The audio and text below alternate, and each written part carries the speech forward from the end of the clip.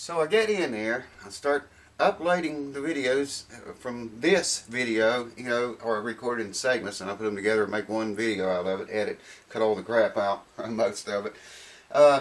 Anyways, I go in there to upload the videos to the computer, and there's like two or three files, and I know, you know, all the shit that I did to this guitar.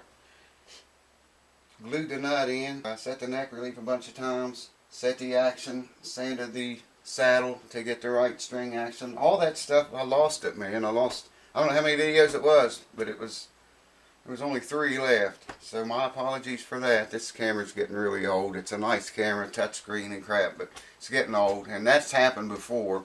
So anyways, man, sorry guys. I don't know what to say, just other than I'm sorry, man. Hope you enjoyed what little bit of it there was. Or are. Woo!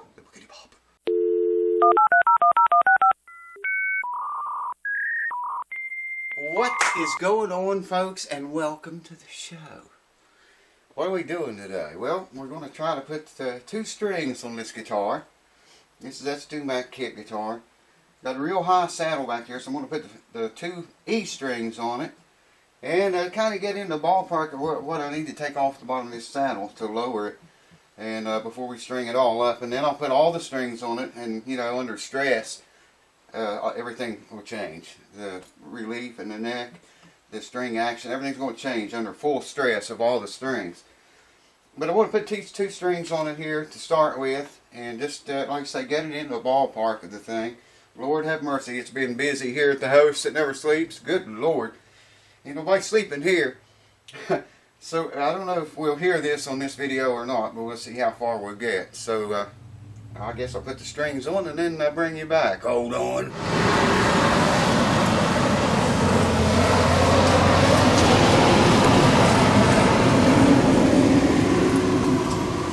Look at these geniuses, man. Check that out. How'd you like to live here and breathe this shit? This was the State Road Department of Highways up here cleaning out a ditch. I doubt you can see it. Cleaning a ditch out, and there's gas meters just on the other side of that bush, on the other side of that road. And they got into my gas line and tore it completely out of the ground. So I walked out there to talk to the guy about it, and some lard-ass dude asleep behind the wheel in a dump truck.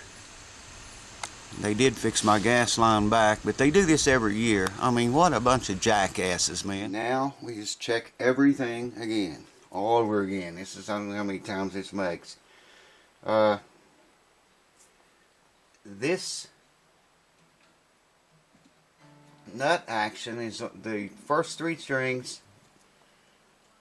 What have I got here? 18 thousandths is the first 3 strings, and it goes under there just beautifully, man.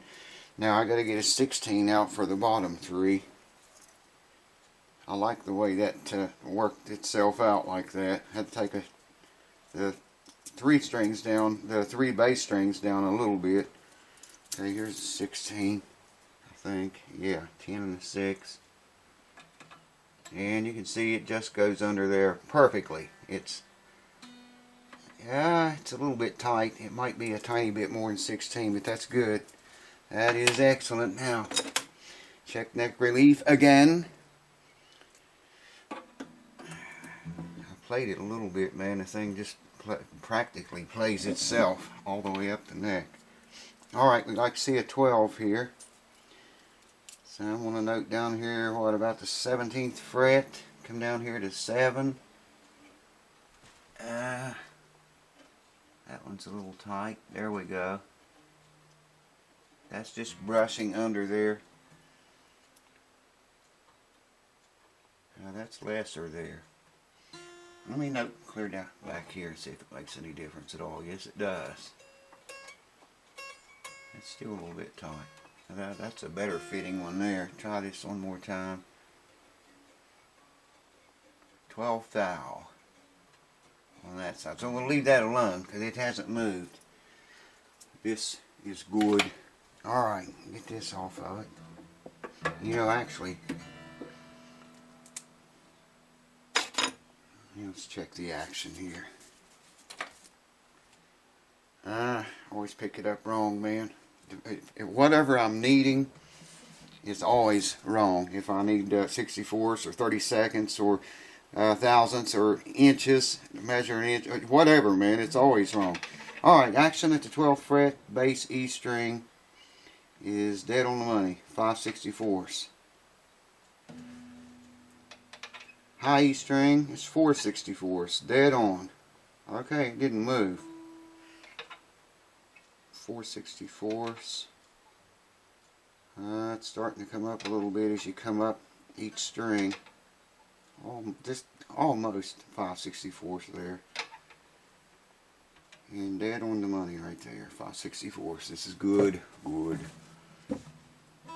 The guy that put this thing together, there's a brace like right here, okay?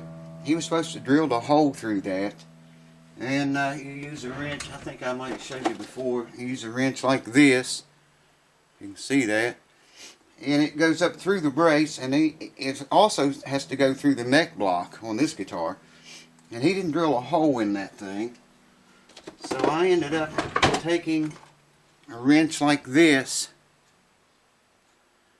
This part was too short, and this part was too long. Couldn't get it on the screw, because this end would hit the, couldn't get this end on the screw because this end would hit that brace. So I ended up taking one of these and cutting it off about an inch, cutting the inch off of it. It's still in there right now. I'm going to leave it there because I like to never got that little bastard in the hole. But I can adjust it, you know, reach in there with my hand way up in there, and I can turn that.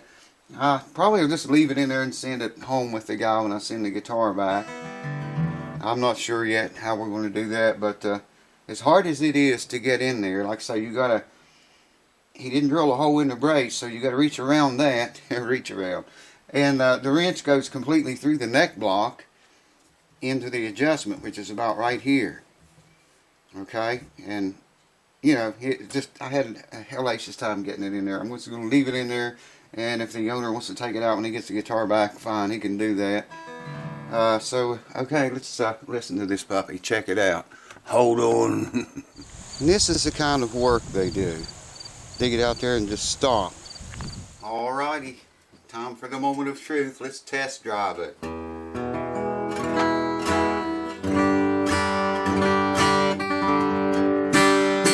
This guitar's got some serious power and some serious bass.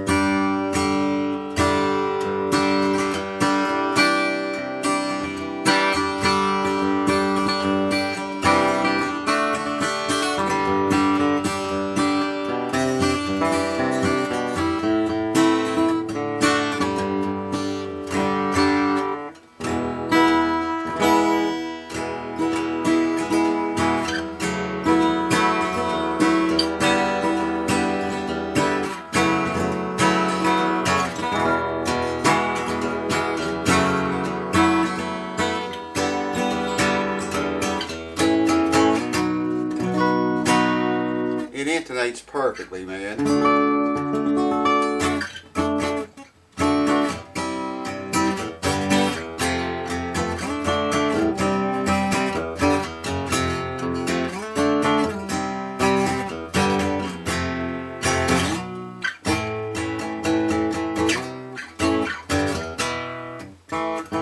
This neck is super wide, man.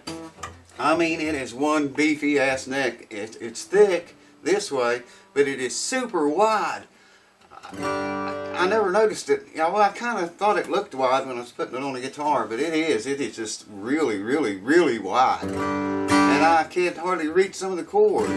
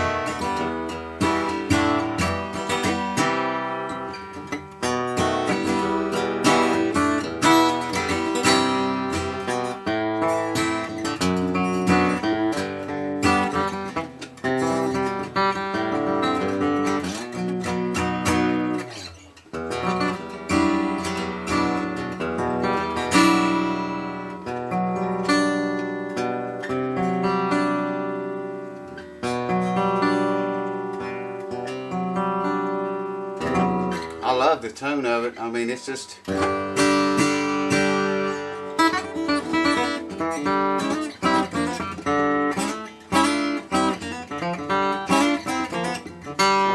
calluses, I can't slide.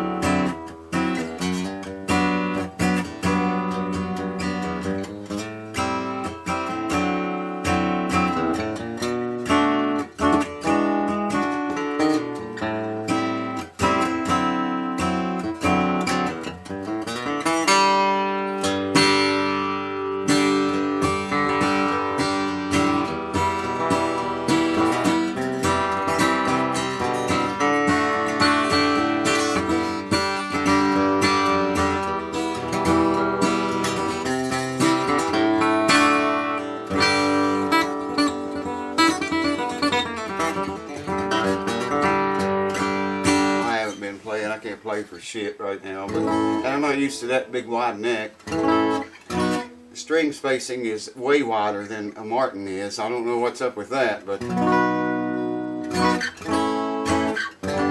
you can hear the intonation is dead on the money, man.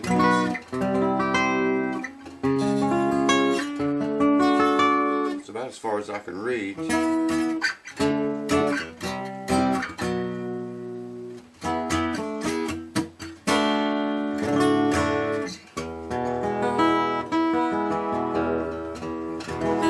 Listen to that bass.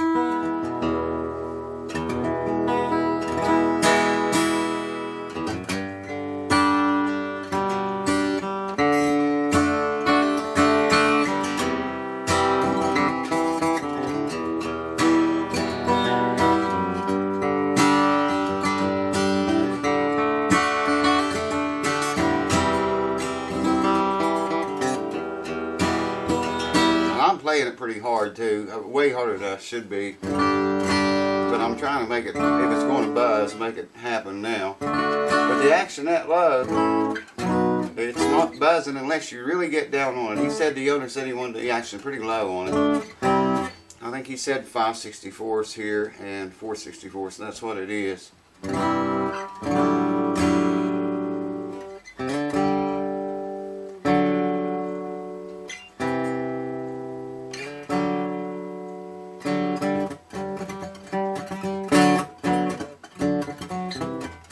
Way too thick a pick for that.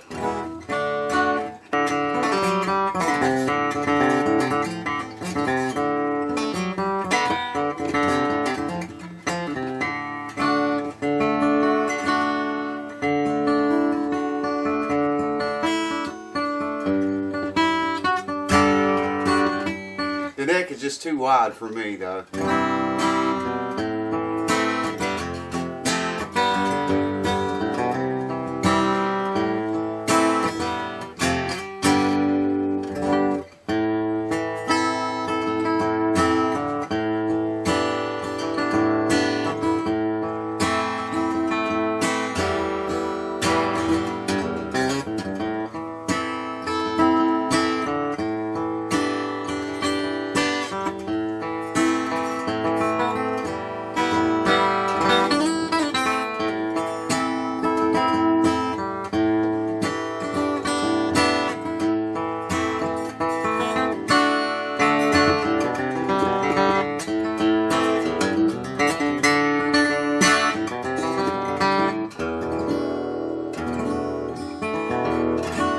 That bass, man.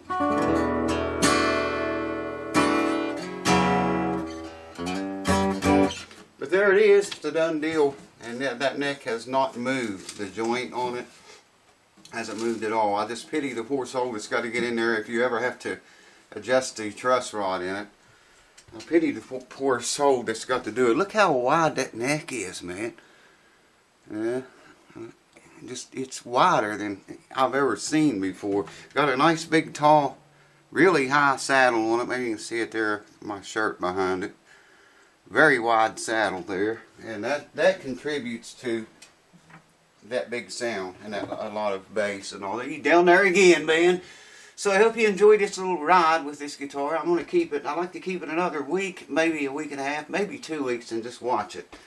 Hold on. It don't take a rocket scientist to know with all those gas meters there, there's probably gas lines that come across the road.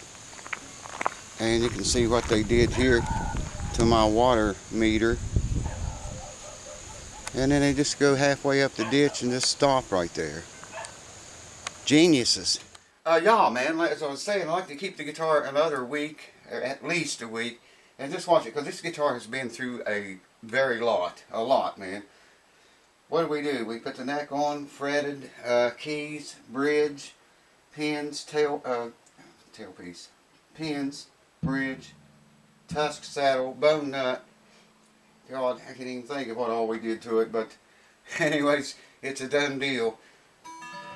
I'm going to hang on to it for a couple of days and just let it settle down and, you know, watch everything on it, and may have to tweak it a little bit after a week or so. But all in all, it's good, man. I don't know, I might try to drill a hole through that brace. You just about have to take the brace out of it to do that. I don't have a drill that'll go in there, unless maybe if I find one of those little hand drills that when you shove it in, it spins the bit. I don't think you'd even get to it with that, you know, and drill it straight. And it's got to be, well, it's got to be, what is it, 5mm, I think. So it's got to be at least 5mm in diameter to get the wrench through it. I don't know if I'll do that or not. Probably just leave that wrench in there, and if anybody needs to adjust it, then the wrench is there, and they can reach in there and turn it with their hands. Anyways, it's been a long series now, and I think about it. Martin D15 coming up next. Stay tuned for that. We're going to do some bridge work. I think maybe shave the bridge on it. Actually, it's unplayable. The action's just so high on it. And anyways, I hope you guys enjoyed this series. Thanks for watching. I'll see you very soon.